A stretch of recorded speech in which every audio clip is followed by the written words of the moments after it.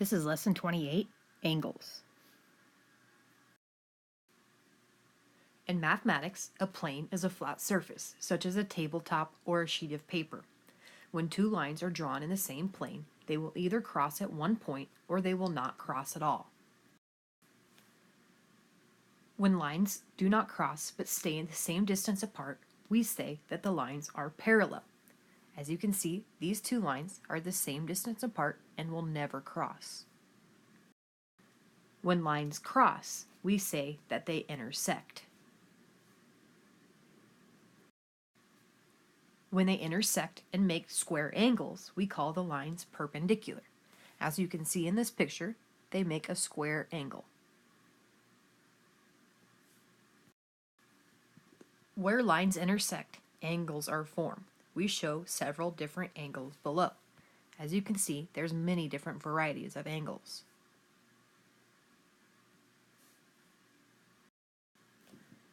Rays make up the sides of angles. This is a ray, this is a ray.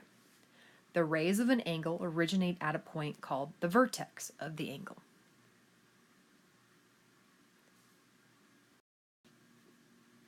Angles are named in a variety of ways. When there is no chance of confusion, an angle may be named with only one letter, the letter of its vertex. Here is angle B. It's abbreviated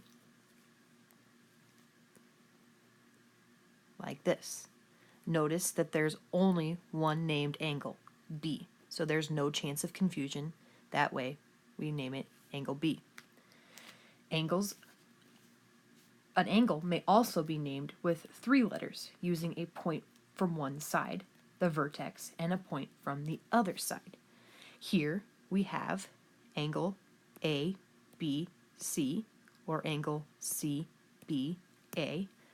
written as such.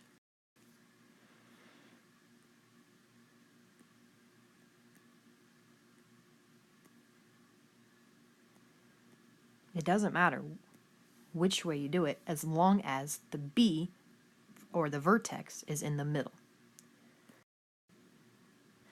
The square angles formed by perpendicular lines, rays, or segments are called right angles. We may mark a right angle with a small square. As you can see, all of these are right angles, indicated by the square. Right angles, remember, measure 90 degrees. Angles that are less than right angles are acute angles, as shown right here.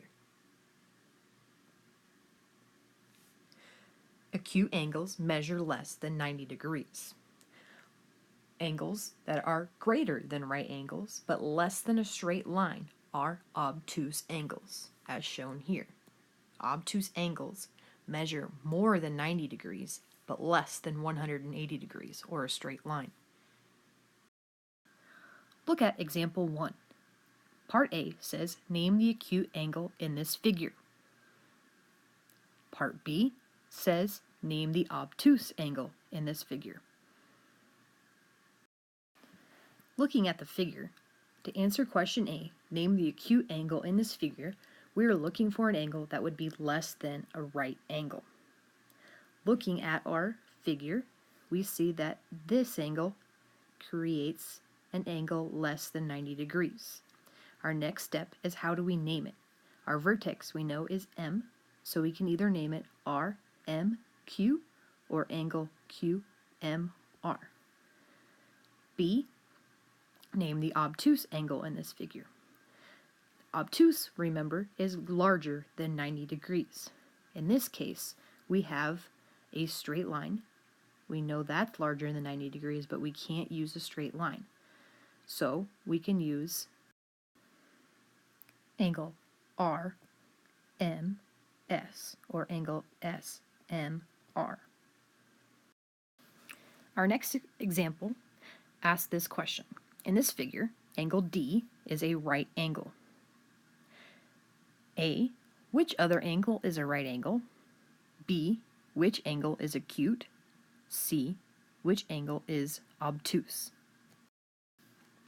In explaining our answer, to which other angle is a right angle, we have to look for the little square. We've already said D is a right angle, so our answer would be C, is a right angle. B, which angle is acute? So we're looking now for an angle that is less than a 90-degree angle or less than a right angle. When looking at A is acute. Question C asks which angle is obtuse. So now we're looking for an angle that is larger than 90 degrees and also our last angle, which would be B. Let's test our knowledge of angles and naming angles. Describe each angle below as acute, right, or obtuse. Because this angle is larger than 90 degrees or larger than a right angle, this angle is your obtuse angle. This angle, as indicated by the square, is a right angle. This angle, because is smaller than 90 degrees or a right angle, is an acute angle. What type of angle is formed by the hands of a clock at 4 o'clock? After drawing a clock, we know that our big hand would be here, and our little hand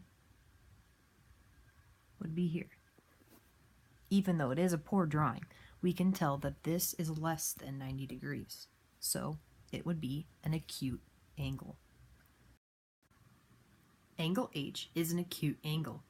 Name another acute angle.